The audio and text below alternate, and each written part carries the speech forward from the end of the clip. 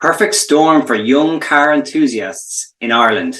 You're headed right for the middle of the monster!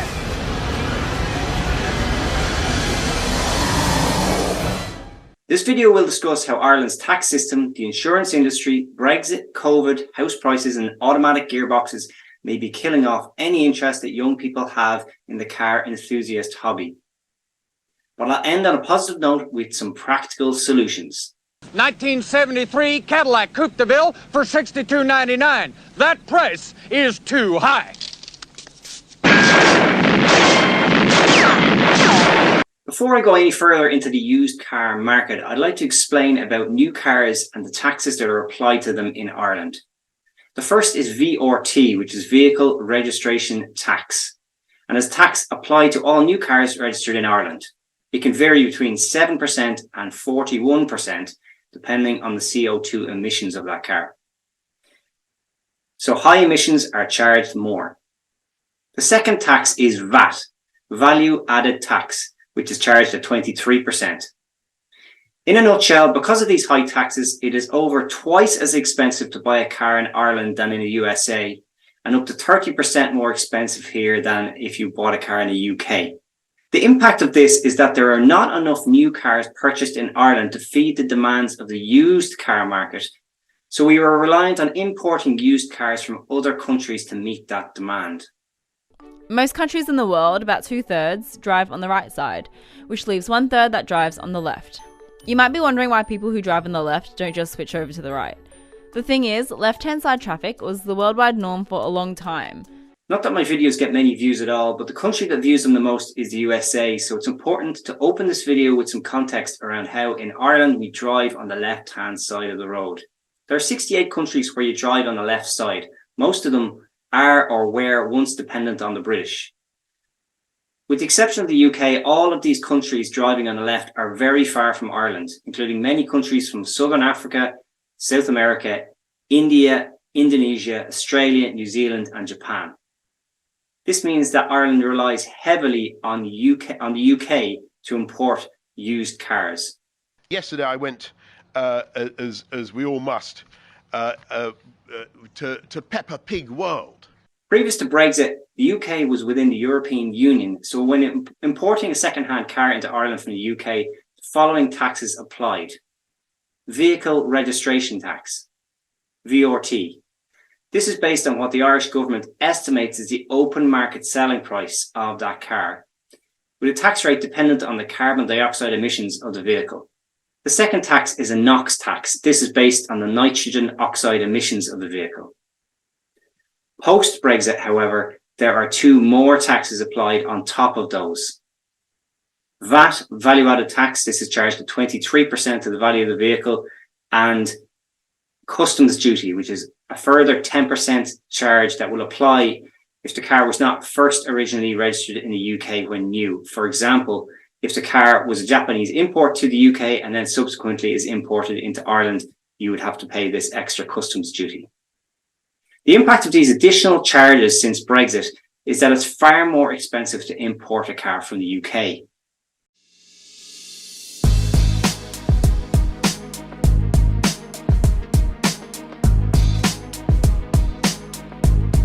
The closure and slowdown of the manufacturing of new cars and microchips during COVID meant that there were significant delays in delivering new cars. The effect of this around the world was the same. Second-hand cars, especially ones that were only a few years old, had the prices rise significantly. In some cases, used car prices rose above the price of their recommended retail price when they were new. This trickled down throughout the entire market, with even the bottom of the barrel cheap old cars jumping up in price. COVID saw many people around the world lose their jobs, especially in the hospitality industry. But for the majority that kept their jobs and converted to remote work, they were able to build their savings due to the reduction in expenses like transport, entertainment, and holidays. The impact of these increased savings, having more free time due to no longer commuting, and the YOLO attitude induced by a global epidemic was that the value of second-hand enthusiast cars rose dramatically. The US has a thing called the 25-year rule, which means that cars that weren't previously meant for the US market can be imported after 25 years. There was a golden era of Japanese manufacturing in the 1990s, where a huge swell of technology, imagination, and confidence resulted in some amazing cars being created. While the Nissan Skyline GTR and Toyota Supra grabbed the headlines, there were a whole host of outstanding cars created during this era. From turbocharged K cars to the NSX, to the Impreza, to the RX-7, to the MX-5, there hasn't been an explosion of petrolhead heaven in Japan like it since. In the US, in 1998, the Imported Vehicle Safety Compliance Act was amended to allow vehicles that were aged over 25-year-olds to be imported into the US. Many of those golden era Japanese cars I mentioned started turning 25 during COVID. Lots of savings, plus dream cars for enthusiasts turning 25 equals huge inflation. Ireland has had a long history with importing used Japanese cars. It may not have matched the quantity of cars coming in from the UK, but there was a disproportionate number of used Japanese sports cars on the road in Ireland in the 2000s, and we never had any 25-year rules here.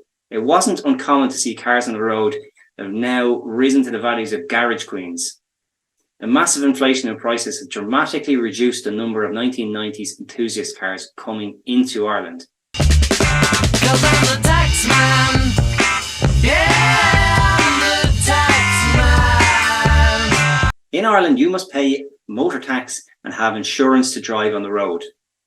The motor tax system was changed in 2008, meaning that there are two sets of tax rates depending on if your car was registered before 2008 or after. For cars registered before 2008, the amount of motor tax you pay is based on the cc of the engine, the size of the engine. There are tax bands for every 100cc from under 1 litre and maxing out at over 3 litres. So while in the US, a 3-litre V6 would be in a common run-of-the-mill sedan, in Ireland you'd pay €1,809 per year in motor tax for that engine size, the top band. The impact of this is that people living in Ireland often drive cars with very small engines. This is also the reason why it's rare to see cars like the Nissan 350Z here. They would be considered cheap sports cars in the US, but are too expensive to tax here. For cars registered after 2008, the motor tax system is based on CO2 emissions of the engine instead of the size of the engine. The top tax band is €2,400 per year for this CO2 system, which means that cars under 15 years old with large petrol engines are a very, very rare sight here. This revised tax system has also killed some cars stone dead that have high emissions. There is a smattering of pre-2008 Honda S2000s and Subaru WRX or STIs around, but almost none are newer than 2008 as they all fall into the highest tax band. The side effect of having a CO2-based tax system after 2008 is that the majority of new cars sold for about 10 years were diesels. While they may have engines sized between 2 and 3 litres, many were in the low or lowest tax bands. This trend continued until three things happened. VW Dieselgate, petrol engines becoming more efficient for emissions, and the popularity of hybrid engines. Now the most popular engines are small engine turbo petrols and hybrids.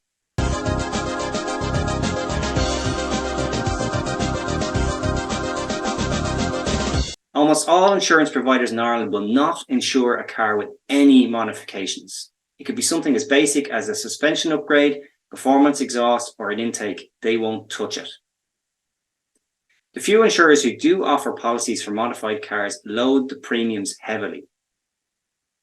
The result is that many owners who modify their cars do not declare it to their insurance provider and just take the risk that they will never find out. The reality is that if these owners end up getting in a car crash, the insurance may use the modifications to not pay out.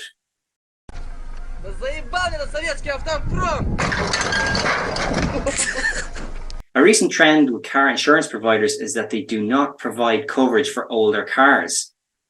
The definition of older varies, with some insurers not offering cover for cars over 20 years old, some for cars over 15 years old, and even some refusing to cover cars over 10 years old. Couple this with most insurers not providing cover for Japanese imports, and this puts a whole raft of enthusiast cars out of the reach of ownership.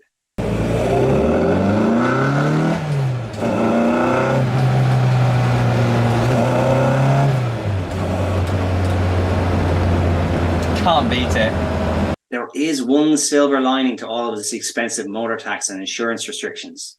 Cars over 30-year-old are taxed at just €56 per year, and some insurance providers do offer cover for older classic cars.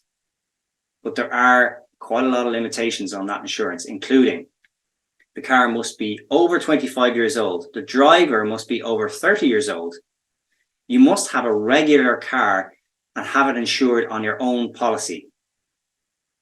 The car must be used for pleasure use, so commuting usage is not covered. There are mileage restrictions, but you can pick the limit that you want to set from specific increments. One of the other benefits of classic car policies is that insurers are more open to modifications. Yes, you'll pay a little extra, but not a huge amount, and it gives peace of mind and results in more owners declaring any modifications. This means that if you want to run a 25-year-old car as your only car, it's very difficult. This is because of the requirement for you to have a regular car also insured, along with the usage limitations like no commuting and mileage limits. It wasn't always this way. It used to be easier to be able to insure a car that was over 25 years old on a regular policy. You used to also be able to get a classic car policy when you were 25 and not 30, and the car was over 20 years old. Slowly but surely, they were making owning an older car more difficult. RX-7, the 993-911, the Skyline, the Type R, the MR2, the 3000 GT, and the 300ZX, and the Supra. While the general public may consider a 30-year-old car to be too old for daily use, many cars from the early 1990s are not far removed from today's cars. What I mean by that is that they are as comfortable as a new car. Many 1990s cars had air conditioning, power steering, central locking, ABS brakes, decent stereo systems, very efficient engines, etc. Some even had cruise control, heated seats, and other features still seen as luxury items on modern cars today. You could argue that cars from the 1990s were also the most reliable that they've ever been. Electronic fuel injection and coil packs had replaced carbs and distributors, but electronics were largely centralized around the car's ECU. Emissions were cleaned by a catalytic converter. However, they're still fairly simple machines that any enthusiast could service and maintain on the driveway. Some Japanese manufacturers like Honda, Mazda, and Toyota have started up spare parts programs for older cars, so you can buy the parts that commonly wear out brand new from a dealer. Example cars include the MX-5 and AE86. It really is a pity that they make it so difficult to run a 25-year-old car as your only car due to the inflexibility of the insurers in Ireland. Cars today have far more possible failure points, with many being so expensive to fix or replace that as the new cars age, they will be more likely to be scrapped as the cost to fix will exceed the value of the car. Modern cars have more and more computers controlling the electronics. These computers typically aren't serviceable, so when they go wrong, your only choice is to replace them. The issue with this is that car manufacturers only have to offer spare parts for 15 years after a model goes out of production. That's in Europe. It's actually less in the US. The aftermarket doesn't really offer electronic parts like this, so after 15 years, you might find yourself digging through scrapyards to try and keep your car on the road. This isn't even accounting for parts like dual mass flywheels, diesel particulate filters, hybrid batteries, and other modern parts that are incredibly expensive to replace. That's not even getting started on the complexity of electric cars. If you service and maintain a petrol engine, it can be kept running for 40 years or more. No electric car will have a usable battery in 40 years. There are two areas in which 1990s cars can't stack up, however. And the first is regarding safety. While some 1990s cars have one or two airbags, the developments in crumple zones, side impact protection, passenger impacts, electronic stability control, automatic braking, and a bajillion airbags can't be ignored. The second is rust. Ireland is a wet country with many people living near the coast, which can be tough on old metal. Galvanized monocoque chassis were not common in the 1990s, and undersale on most JDM vehicles is especially poor.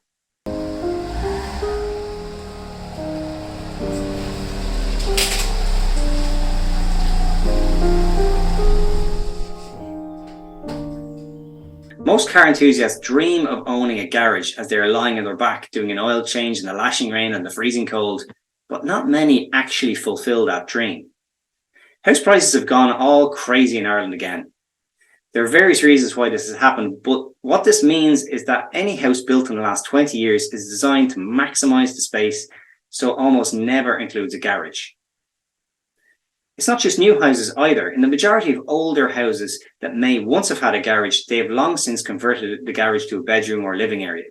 The reality is that if you want to own a house with a garage, you have to dramatically reduce your choices when picking your house, or you have to find a house with enough land around it to build a garage yourself. This is the approach that I took, and I count myself very lucky. And you can shift, while you're moving, you can shift between drive and B. And B is for if you're going down a really steep hill and you don't want to burn up your brakes. Cars with automatic gearbox were traditionally a rare sight in Ireland. This is because auto boxes cost more to buy when new and got worse MPG. Irish people are tight with money, so stuck with the manual gearbox. When the Generation 2 Toyota Prius launched in Ireland in 2004, it came with a CVT gearbox. Hybrids have been steadily growing in popularity since then. Almost every hybrid since then has come with a CVT gearbox. No electric cars use manual transmissions either, unless they're a resto-modded version of a classic car. The growth in hybrid and electric cars has influenced the gearbox choice for regular petrol and diesel new cars, with many opting for automatic or CVT options. Typically, the car you learn to drive in is your parents' car, and with so many automatics, CVTs and electric cars now in Ireland, there will be a significant impact on how many young drivers learn in manual transmission cars and do their driving test in them. In Ireland, if you complete your test in an automatic car, you're not licensed to drive a manual. If you decide later on that you want to drive a manual, you have to do your driving test all over again. That's not a step that many would choose to take. It would not surprise me to see interest in manual gearbox fall dramatically in the coming years among young drivers. Mom! Mom! I thought she was going to pull out. Used cars are more expensive than ever, mainly due to Brexit and COVID. So for young car enthusiasts, if they're looking to buy something interesting, they may only be able to afford older cars. The problem then becomes getting insurance. They may not be able to get a policy at all, or it will be incredibly expensive. The next challenge they will face is the stock in Ireland today. The majority of cars in the affordable window that are insurable, 10 to 15 years old, are either diesels, hybrid, or tiny petrol engine cars. The very few enthusiast cars around this age have inflated in price due to the supply. Cars like the Golf GTI or Toyota GD86 are far more expensive in Ireland than in other countries. Their chances of ever owning a garage are slim, meaning that it is unlikely they will buy a classic car as they get older, as they will have nowhere to store it. There seems to be a cultural shift happening among some people that would traditionally have been doing their driving tests and buying their first car in their early 20s. Many have no interest in owning a car, and even fewer are buying enthusiast cars as they are too expensive and can't be modified without insurance headaches. Over time, I'm pretty sure some enthusiast electric cars will come along and change the whole landscape, but for many young drivers of today, they see the car purely as a tool, and there is a risk that they will lose interest in car culture.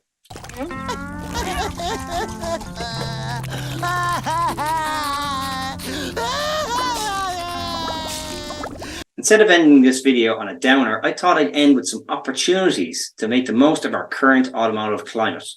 So like I said earlier, if you want to buy yourself a left-hand drive car and go through a McDonald's car park backwards, probably not the best idea, but I had committed and there was no going back. Quite literally. It is legal to drive a left-hand drive car in Ireland. In fact, my first car was a left-hand drive Smart City Coupe. I could only afford an older model and they didn't start making right-hand drive cars till later on. Driving a left hooker isn't a natural or obvious choice for those living in Ireland, and it's quite uncommon to see them. There are some obvious drawbacks to them, like visibility when overtaking or reaching across to the passenger window when you're at toll booths or McDonald's drive-thrus, but there are also some serious benefits too. Instead of just picking from the pool of used cars in the UK and paying all the taxes associated with that, you have a much larger pool across all of Europe, with transport costs being reasonable. Another huge benefit of buying within Europe is that you don't have to pay VAT on used cars, saving you the 23% of the open market sale price. Not only that, but the VRT will also be less, as the open market selling price is less for a left-hand drive car. Yes, you'll pay a little bit more for insurance, but overall it is significantly cheaper than sourcing cars from the UK. More selection and cheaper to buy. I would not be surprised if Ireland sees a lot more left-hand drive cars coming in.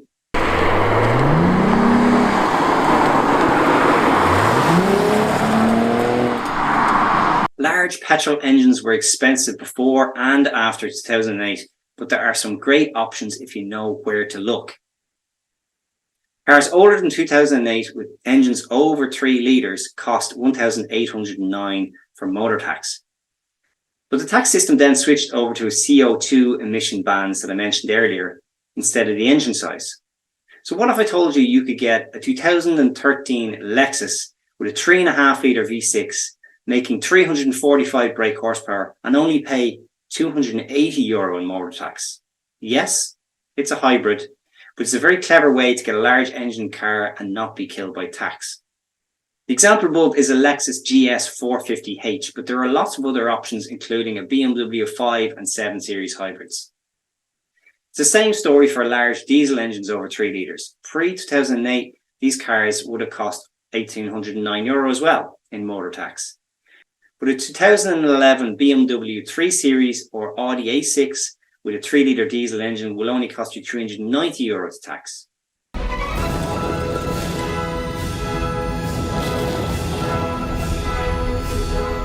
To drift to i3, it's just easy, nice. I love it. The BMW i3. Your adventure awaits.